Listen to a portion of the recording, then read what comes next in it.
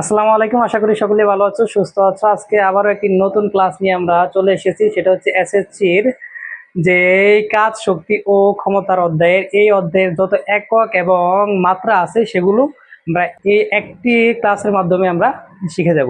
এটা কিন্তু খুবই ইম্পর্টেন্ট। এমন কোনো এক্সাম নাই যে একক মাত্রা আসে না, তাই এই ক্লাসটি স্কিপ করার কোনো সুযোগ নাই।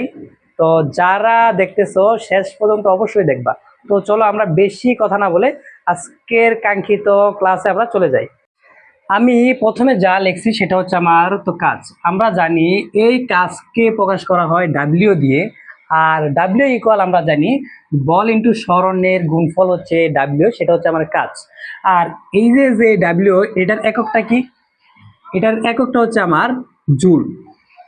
আর যদি আমি সেই সূত্র থেকে দেখি সেটা হচ্ছে, দেখো যে বলের একক হচ্ছে আমার নিউটন, আর স্মরণের একক হচ্ছে কি, যে মিটার। আমার কাজের একক যদি বলে, কাজের একক যদি দেয় নিউটন মিটার, সেটাও কিন্তু তার কাজের একক। আর জুলটা হচ্ছে আমার কাজের একক। যদি এখান থেকে আমি লেখার চেষ্টা করি, একক একক হচ্ছে কি, আমি লিখতে পারি জুল, তো এটাও লিখতে পারি। আবার এখান থেকে আমি পেলাম তো নিউটন মিটার। সেই যে নিউটন মিটারটাও কিন্তু আমি কাজ লিখতে পারি। এখন যদি এটাকে ভেঙে আরো ছোট করি, যে বল ইকুয়াল জানি যে বর ইন্টু সেটার ত্বরণ, আর স্মরণ ইকুয়াল কি, যে এটাকে আমি এসি রাখলাম, এটাকে আমি এসি রাখলাম। তো এখান থেকে যদি আমি লিখি যে বরের একক হচ্ছে আমার কেজি, আর ত্বরণের একক হচ্ছে এমএস ইনভার্স 2, আর স্মরণের একক হচ্ছে আমার মিটার। যেই এসটা আছে এটা কিন্তু আমার সময়। সময় এটার রিজন হচ্ছে, আমি কিন্তু দেখো এই এসটা হচ্ছে স্মরণ, এটার একক হচ্ছে মিটার। তো এটাকে যদি আমি লিখি কেজি, আর এখানে আছে একটা এখানে আছে একটা এম, আর এখানে হচ্ছে আরেকটা এম, তার মানে হচ্ছে আমার যে এম ইস স্কোয়ার, আর যে সেকেন্ড ইনভার্স 2। তো এটাকেও কিন্তু সেটার একক লেখা যায়, এটাকেও কিন্তু একক লেখা যায়। এখন হচ্ছে এখান থেকে এটার মাত্রা কি আসে, এটার মাত্রা কি আসে, দেখো কেজি, এটা হচ্ছে আমার যেই যেই কেজির মাত্রাটা হচ্ছে আমার এম। আর এই যে মিটারটা আছে এটা হচ্ছে, এটা কি প্রকাশ করা হয় এল দ্বারা। যে মিটারের মাত্রা হচ্ছে এল, আর এখানে আছে একটা স্কোয়ার, তাহলে এল স্কোয়ার। আর সেকেন্ড, যে সেকেন্ডটা কি, সেকেন্ডটা হচ্ছে আমার সময়, তার মানে টি, এটার উপরে আছে 2। আর এটার যে মাত্রাটা পাইলাম, কাজের যে মাত্রাটা পাইলাম, সেটা হচ্ছে আমার M L square T inverse 2। এখন হচ্ছে তোমরা জেনে খুবই খুশি হবা যে এখানে হচ্ছে আমার কাজ, শক্তি, গতিশক্তি, বিভব শক্তি, যত শক্তি আছে এদের একক আর মাত্রা সেম, এদের একক মাত্রা হচ্ছে সেম। তো এখান থেকে তোমরা এগুলোকে লিখতে পারো। দেখো যে সকল শক্তি, যে যে সকল শক্তি আর কাজের একক হচ্ছে জুল, এটা হচ্ছে তার একক, এটা হচ্ছে একক। আর এগুলোর মাত্রা হচ্ছে কি, এগুলোর মাত্রা হচ্ছে আমার M L square T inverse 2।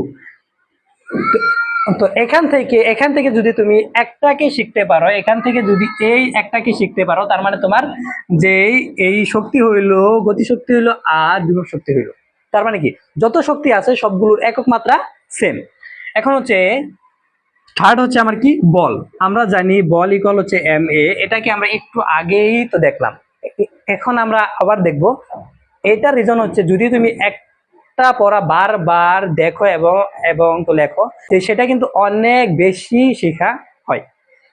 তো এখন আমরা এই এমটা হচ্ছে কি, বর, এই এমটা হচ্ছে বর, আর বরের একক হচ্ছে আমার কেজি।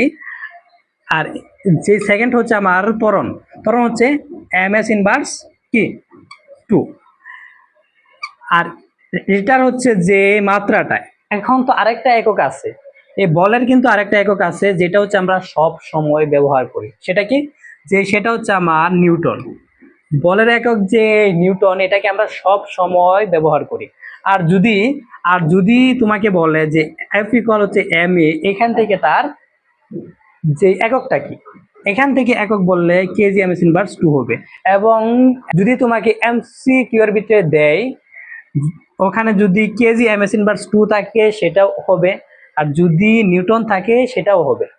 তো এখানে কিন্তু অবশ্যই তোমাকে খেয়াল রাখতে হবে এখান থেকে এটার মাত্রা কি, এখান থেকে এটার মাত্রা কেজি হচ্ছে কি আমার এম, আর মিটার হচ্ছে লেন্থ, আর সেকেন্ড কি আমার টাইম 3/2, এটা হচ্ছে তার কি মাত্রা। এখন লাস্ট আমার যেটা আছে এটা হচ্ছে ক্ষমতা। এটার যদি সংজ্ঞাটা লিখতে বলে, এটার যদি সংজ্ঞাটা লিখতে বলে তোমরা এভাবে বলতে পারো, কোনো একটা বস্তু তার এক সেকেন্ডে যে পরিমাণ কাজ করে সেটা হচ্ছে তার ক্ষমতা। এটাকে যদি তুমি এটাকে যদি তুমি যদি অন ধরো, যদি অন ধরো তার মানে উপরে উপরে যেটা থাকে সেটাই কিন্তু ক্ষমতার সমান হয়। তাই আমরা এখান থেকে বলতে পারি কোনো একটা বস্তু এক সেকেন্ডে যেই পরিমাণ কাজ করে সেটাই হচ্ছে কি তার যে ক্ষমতা। যে ক্ষমতার একক আমরা কি জানি, ওয়াট। ওয়াট এটা হচ্ছে কি ক্ষমতার একক, এটা হচ্ছে ক্ষমতার একক।